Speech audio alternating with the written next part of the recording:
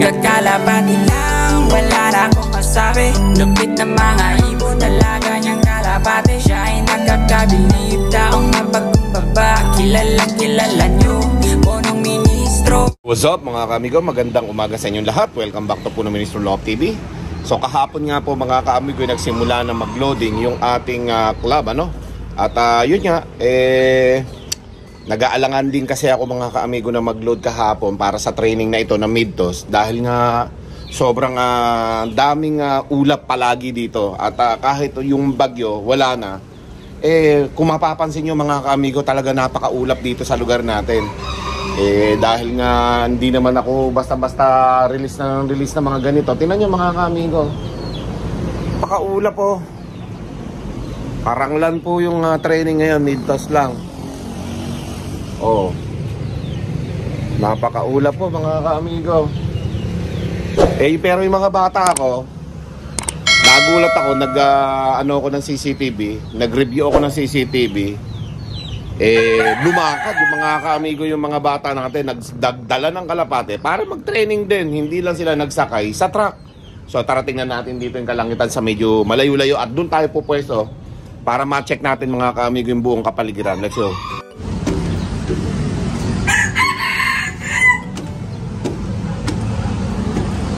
Okay. So yung mga YB natin na inawat, ito mga kaamigo.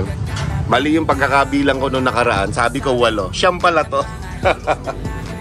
Ayan o. Yan na, maakat na mga kaamigo. Lalakas na. Dati dito nakakaakit dyan, ha? Tingnan nyo ngayon. Andiyan na sila sa B-Perks. Nagpa-practice na sila mga kaamigo. Dyan lang muna sila mag-viewing. Tapos pagka talagang yung lipad nila talagang dyan na talaga, direct na talaga sa mga B-Perks, ay sasanayin na natin ito sa landing board. Okay? Mag 360 viewing na itong mga to. At aaralin naman nila yung pagpasok sa trapdoor. Okay? Susunod lang yan, madali lang mag-training sa trapdoor mga kaamigo ng mga YB para matuto. Marunong-runong na ito mag-landing. Team break natin. Okay? Yan.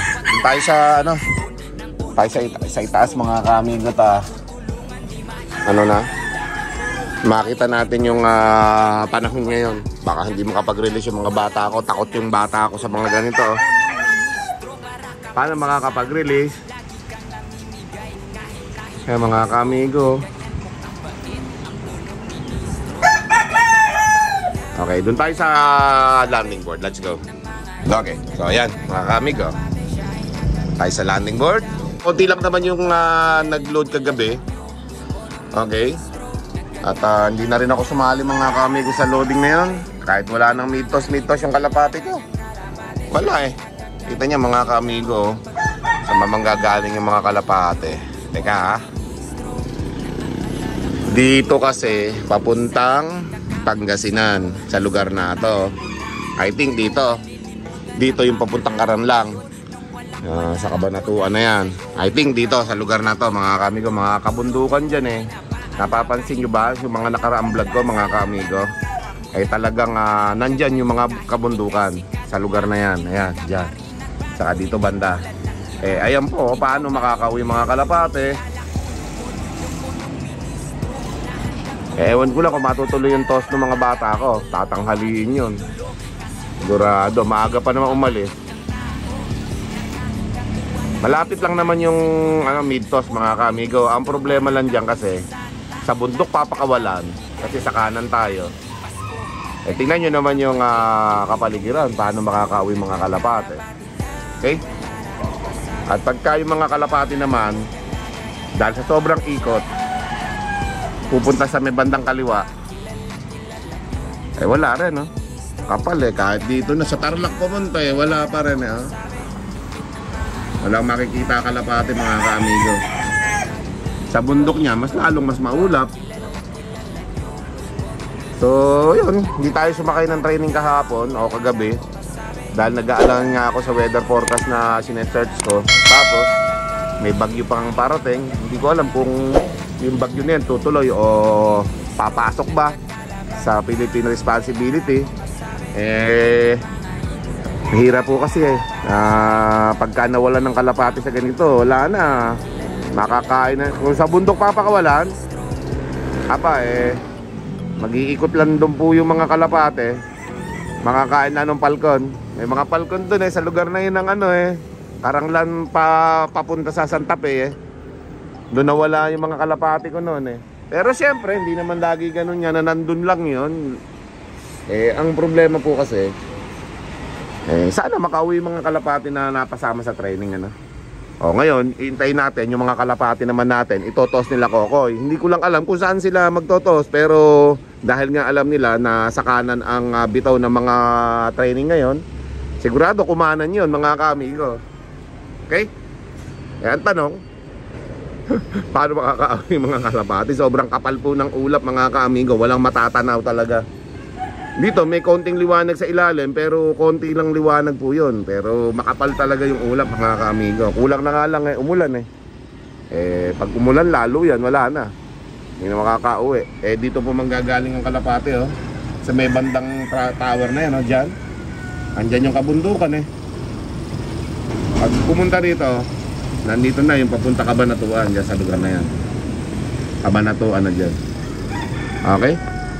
So, paano manggagaling yung mga kalapate Ayan mga kaamigo Tingnan natin kung makakauwi yung mga iti-training nila Kokoy. Kasi maaga silang umalis. Dala yung siyam natin. Naiwan nga si Saddle at hindi rin nakahabol si Saddle Medyo payat pa si Saddle Hindi siya sakto pa sa katawan. Pero gusto ko makarecover bago mag-umpisa yung derby Makakaabot pa yon. Bahala na nga lang kung hindi siya maisama sa training ngayong linggo na to. Pero ngayon mag-uunti-unti na po tayo mga kaamigo. Yan Pakadilim mga kaamigo. Pero tingnan natin kung may re-release ng mga bataan natin yung ating mga ibon. Siyam yun. Let's go. A few inches later. Okay, so yun mga kaamigo. Nalaman ko na kung saan magtotos din yung ating mga bata. Sumunod din doon sa club training mga kaamigo. Karanglan din sila. Ewan ko ba kung paano nangyari sa mga bata ko na sobra yata sa pag-inom ng alak agad Kung alam ko lang na doon din sila magtotos, dapat tinasakay na lang sana sa truck. Karanglan din yung mid-toss ng club. Nagpagod pa yung mga bata ko, pambira. Magkakaranglan din pala Ayan mga kaamigo, tingnan natin kung makakauwi mga kalapatin lang itotos doon. At ang tanong, anong oras sila makakapag-release? Tingnan nyo naman po mga kaamigo, sobrang kapal. Wala kahit papunta dito sa Bulacan Ayan papuntang Maynila, yung tower na yan mga kaamigo. Sobrang kapal, wala paikot ng ulap yung kalangitan mga kaamigo. Hanggang sa makarating ng Tarlac mga kaamigo. Ayan, Tarlac. Paano mangyari niyan? Papuntang SCTEX saka NLEX. Paikot po yan mga kaamigo, Arayat. Yan dyan, yung bundok ng Arayat sa may na yan sa na to, Kawayan. Yan, andyan yung bundok ng Arayat. Wala mga kaamigo. Walang pupuntahan yung kalapate kundi puro ulap lang. Hindi ko maalaman kung makakauwi mga kalapate natin sa ganyang kakapal ng ulap. Makapal mga kaamigo. Kung sa personal, sobrang itim po niyan mga kaamigo sa personal. Ayan kulang na lang paulan na. Papunta rito mga kaamigo. I think umuulan na rin dito sa may bandang papuntang Santa Rosa na yan. I think ulan yan kaya maputi Pero we'll see mga kaamigo. Kung makakapag-release pa yung mga bata natin. At dito nga mga kaamigo, eto, daming ibon ibon kaya ito. Kapal Tignan natin pagka pumunta dito yan, kung hindi kalapati yan na ni-release tingnan natin kung ano to. Ibon, nabulabog. Ayan may dumaan pang 4 na kalapate. Ano to? Ibon ba yan? Ibon nga, pucha. Dami nun Ayan yung mga kasamahan nila ibon pala na pambukid Kala ko kalapati Kala ko may nag-release na ng kalapati dito sa papuntang palengke sa papuntang Jollibee, Saragosa Hindi pala, ibon pala yon. So katulad niyan mga kaamigo ko, ito sapala na rin dito sa mid-toss na to. Kung yung mga bata ko susunod dun sa sa release ng club, mapapalaban ng todo yung mga kalapati dito. Para sa aking pananaw mga kaamigo, Sobrang kapal. Diyan manggagaling sa bundok na yan. Wala matanaw eh, oh. Diyan manggagaling sa kabundukan dyan, mga kamigo, yung mga kalapate. Ito yung Kabanatuan. May liwanag na konti. Ito yung papunta Santa Rosa. Ito yung papuntang Bulacan, mga kamigo. At tingnan natin ha, mga kamigo. Kung makakauwi mga kalapate natin dito sa ganitong training, ay magaling. Magaling yan. Ayan ha. So, tingnan natin ha, mga kamigo, kung magre-release ang club at magre-release din si Kokoy. Isa lang ang papakawalan din, parehas karanglan, maliban na lang si Kokoy, makapag-isip-isip na baka maubos yung kalapati niyang inaalagaan, bababa yun mga kamigo. Tingnan natin ha. Tara na mga ka-amigo, nais mo bang matuto? Iba-iba ang mga tips, tsak na kapanapanabik.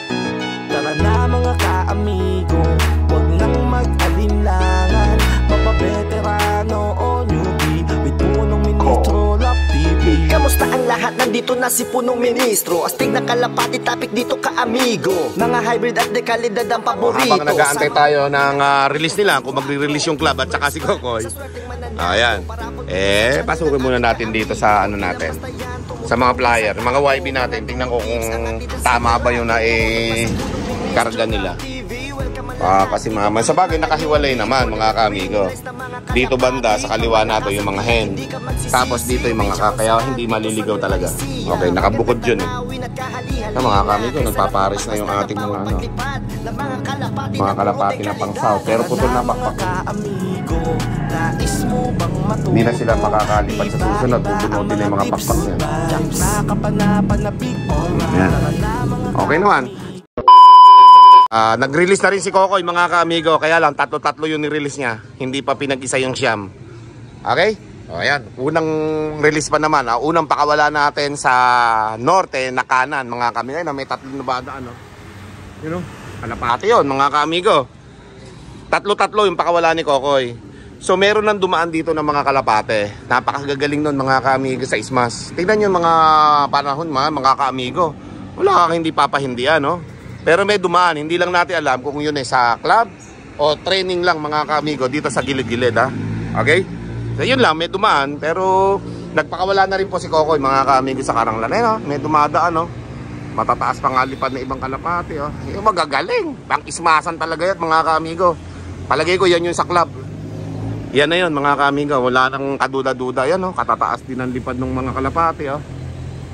Gagaling na mga ganyan. Pagka mga kalapate, mga ka-amigo, ganyan, ismas na pero napakatataas pa rin ang lipad. Tapos, mabibilis. Hindi pa pagod yan, mga ka-amigo. Direct yan. Isipin nyo yung dadaanan ng mga kalapate na yan na nakita natin. Oh, paano nila natatanong yan? Oh? Yan ang tanong. Gagaling. O baka naliligaw na rin kung saan-saan na napunta, mga ka-amigo. Kasi kanya-kanya yan eh. Nasubukan na namin yan mga ka-amigo eh. Nagkakanya-kanya.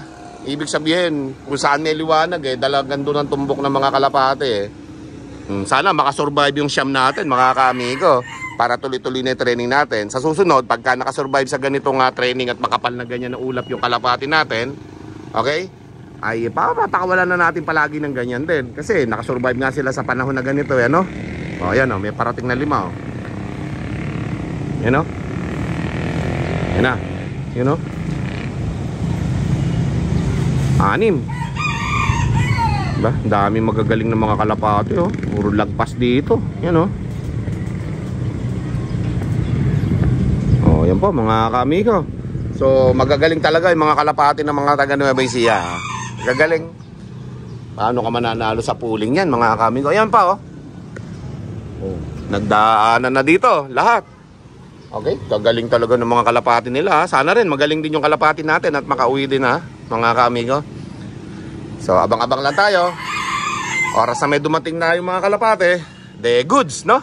Pag hindi nakarating, goods pa rin, bahala sila de wala na tayo ilalaban sa susunod. So this is the first time na na-vlog ko na nag-training yung ating club tsaka yung ating lopman. Okay? So nag-review lang ako eh. O ayan o, dami nagdatingan no?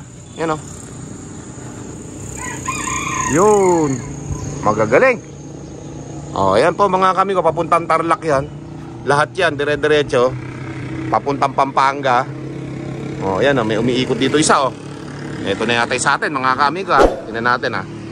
May umiikot na isa eh. Look natin kung iikot dito. Ay wala. Na-prank yata ako nun ha. Okay. Tingnan nyo yung uuwian mga kamigo. Kadilim oh.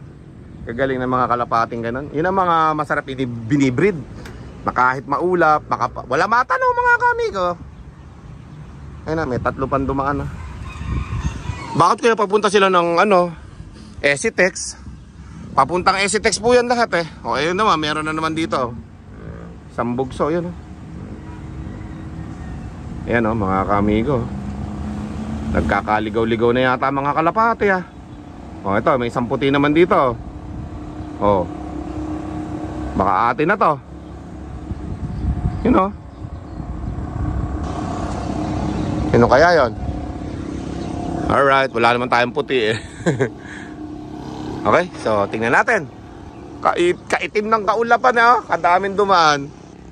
It means talaga magagaling yung mga kalapati nila, mga kamigo sa Ismas. Tingnan nyo, napakadilim yan ha. Zoom natin para maniwala kayo. Yung lahat ng dumaan na kalapati na mga kamigo, ayan na, ganyan kadilim. Tapos eto, nagbabalikan yung iba mga kamigo. Yan o. Ayan o, nagbabalikan sila o. Yun ang sinasabi ko dyan eh. Nag-iikot-ikot lang yung mga kalapati, mga kaamigo. Lahat ng dumaan na bugso-bugso na yon, umiikot lang dito. Ayan o. Mga kaamigo, dami niyan o. Umiikot lang o.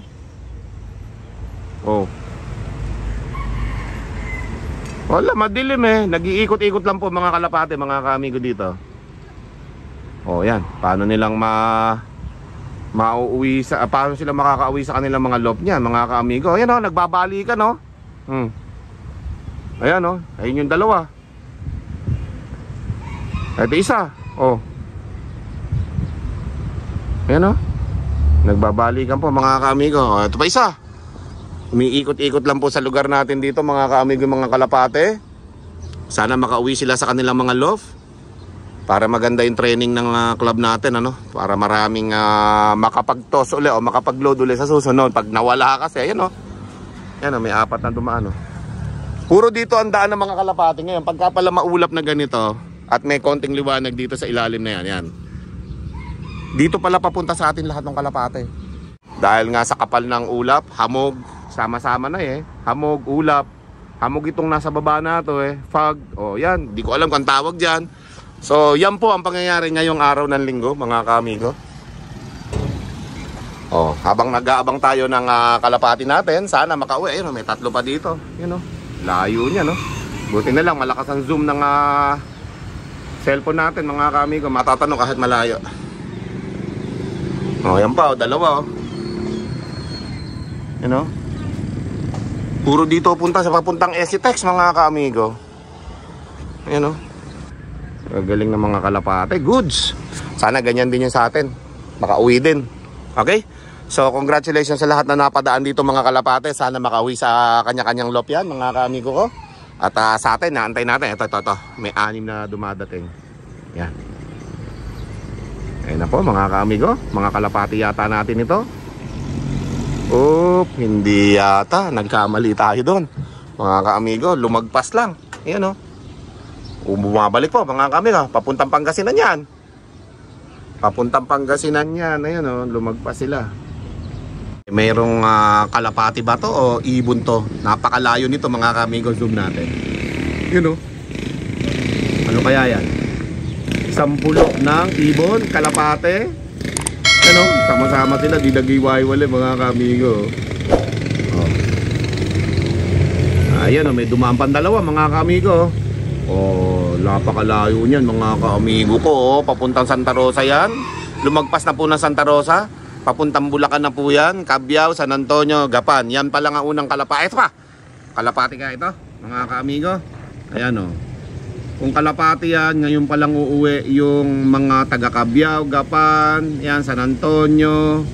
Yan, Bulacan. Yan, mga kalapati nyo yan. Ngayon pa lang dadaan yung para sa inyo. Kasi lahat ng dumaan dito, lahat ng dumaan dito mga kalapati, bukod sa natanong nyo na yan, pauwian talaga sa inyo. Cabiao, okay, San Antonio, Bulacan. Yung lahat ng dumaan dito kanina, puro mga papunta dito, Esitex, Tarlac yan dito. Mga Saragosa siguro yun, dito. San Antonio rin, yung iba. Yan, okay. So, ito yung batch na dumaan sa inyo. Para sa inyo yan. Lahat kasi ng liwanag na yan, mga kamigo, natatanong nyo na yan, papuntang Cabanatuan at Santa Rosa.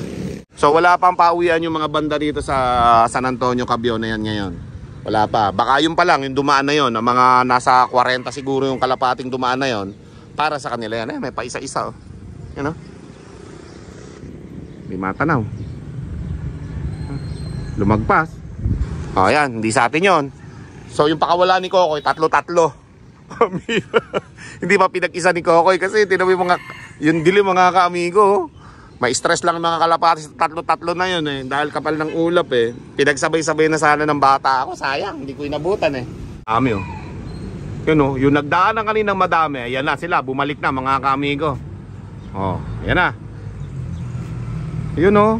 Ngayon pa lang makakauwi yung dumaan na marami dito kanina. Bumalik lang din, nagsama-sama lang sila mga kaamigo. Yan oh.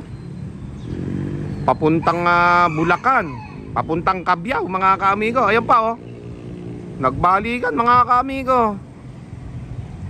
Yung lahat ng pumunta dito umiikot lang no? Kanina yung sinasabi ko papuntang Tarlac. Ayan, nagbalikan, papunta sila ng Cabiao ngayon mga kaamigo. Ayan oh. Sa may tower eh. Ayan oh. O baka yan ang ibon nila paring Angela Love TV, tsaka no, iba nating mga kababayan dyan, mga kaamigo natin. Yun na yung ibon na para sa inyo, Bulacan, Cabiao, San Antonio at kung saan-saan pa no. O yan o. Eh dumaan pa dito, dami yan o mga kaamigo. Sana may kalapati na tayo dyan. Wala pa rin. Okay, so tingnan natin ha. Makasurvive kaya ang mga kalapati ni Kokoy dito sa training na ito. Katulad nung iba yan o, nagdaanan. Late na to mga kaamigo. Ang mananalo sa mga puling-puling nito niyan, taga Cabanatuan. Lapit lang ng Cabanatuan sa Karanglan eh. At nasa kanila pa yung liwanag. Lamang na lamang sila mga kaamigo. Ayan, paunti-unti nang nawawala liwanag mga kaamigo. Baka hindi pa. Ayan, sumisikat ni Haring Araw konti dito. Konti lang. Sumingit lang sa ulap na manipis. Ayan o. Ayan mga kaamigo. Binibigyan ng liwanag yung lugar natin. Baka makauwi na yung kalapati natin yan. Okay, meron ng 30 minutes mula nung nag-release si Kokoy ng tatlo-tatlo sa unang pakawala. Waiting pa rin ako dito mga kaamigo. At yung amoy ng fog na to mga kaamigo, parang siga. Amoy siga mga kaamigo, yung palang amoy ng fog na yan. Okay, 45 minutes na, wala pa yung mga ibon natin. Karanglan. O ayan mga kaamigo, mawawala na yung tower. Wala na rin yung kalapati natin, hindi pa umuuwi mga kaamigo. Okay, hindi ko alam kung ilang minuto sila lilipad magmula Karanglan hanggang dito. Pero syempre, ang mahalaga naman sa training na ganito ay makauwi yung mga ibon natin ng safe, no? Okay? Mga kaamigo, si Blackbar, oh. Yan, oh. Bigla na lang lumabas si Blackbar dito, mga kaamigo, sa liwanag ng ating love. Dahil kulay pula, oh. Ayan na, si Blackbar, mga kaamigo. Dito banda galing sa tower, oh. Ayan, meron pa mga kalapati dito. Yan, oh. Si Blackbar po, ang kauna-unahan nating umuwi, mga kaamigo ko. Ayan na po si Blackbar. Pasok. Bilis oh. Di na kailangan natin ng ano yan, mga kaamigo ko. Ha? Si Blackbar lang ang nanguna sa kalam. Pasok na, Blackbar. Hindi na kita istikin. Sok. Pasok na. Ayan po si Blackbar. Ayan, may dalawang kalapati pa dito umiikot, mga kaamigo. Pasok na, Blackbar. Silipin natin si Blackbar. Maabutan natin dito yan. Ayun no. Pambihira si Blackbar po ang unang nakauwi sa ating mga kalapati, mga kaamigo ko. With punong ministro, Love TV.